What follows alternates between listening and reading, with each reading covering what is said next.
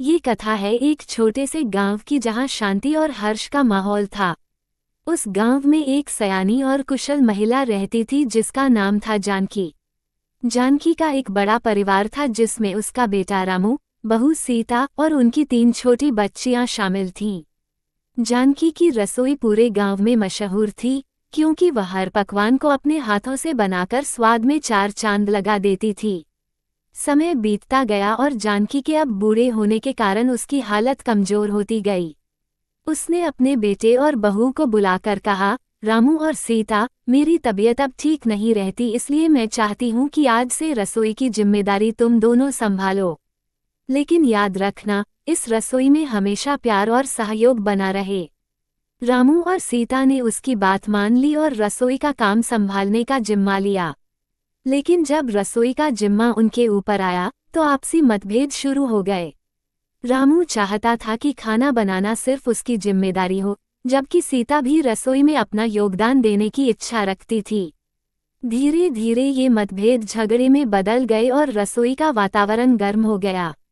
इस समस्या को सुलझाने के लिए जानकी ने एक दिन दोनों को अपने पास बुलाया और कहा, देखो बच्चों, रसोई का बंटवारा कैसे किया जा सकता है। एक रास्ता निकालना ही पड़ेगा ताकि सब कुछ शांति से चले। जानकी ने सुझाव दिया कि रसोई को 2 हिस्सों में बांटा जाए, एक हिस्सा रामू का और दूसरा हिस्सा सीता का। अगले दिन से रामू और सीता ने अपना अपना हिस्सा संभाला। रामू ने अपने हिस्से में अपने तरीके से खाना बनाना शुरू किया, जबकि सीता ने अपने हिस्से में अपनी पारंपरिक और स्वादिष्ट रेसिपीज के साथ काम शुरू किया। दोनों ने अपना अपना काम बखूबी निभाया। लेकिन कुछ ही दिनों में गांव वालों को यह महसूस हुआ कि अब जानकी के हाथों का वह पुराना स्वाद नहीं आ रहा था। रामू और सीता के बीच की संघर्ष का असर खाने के स्वाद पर पड़ने लगा था। लोग धीरे धीरे उस पुराने खाने को याद करने लगे और जानकी से उसके बारे में पूछने लगे। जानकी ने इस समस्या को समझा और एक दिन रामू और सीता को फिर से बुलाया। उसने कहा, बच्चों, खाने का असली स्वाद प्यार, सहयोग और एकता में है। यदि तुम दोनों अलग अलग काम करोगे तो खाने में वह पहले जैसा स्वाद कभी नहीं आ सकेगा। हमें फिर से कोशिश करनी चाहिए कि दोनों मिलकर काम करें और अपने अपने गुणों को मिलाएं। रामू और सीता ने ये जानकी की बात मान ली और फिर से मिलकर काम करने का फैसला किया। इस बार उन्होंने मिलकर काम करने की योजना बनाई। रामू ने सीता की रेसिपीज को ध्यान से सीखा और सीता ने रामू के खाना बनाने के तरीकों को समझा।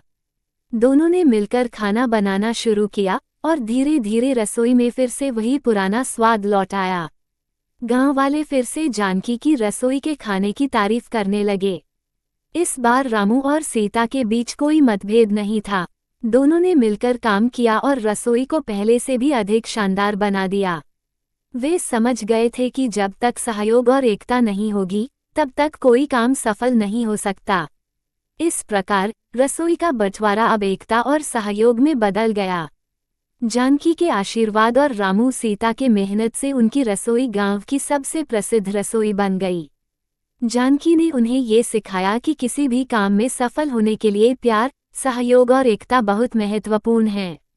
अगर आपको हमारी कहानी पसंद आई हो तो लाइक, शेयर और सब्सक्राइब करें।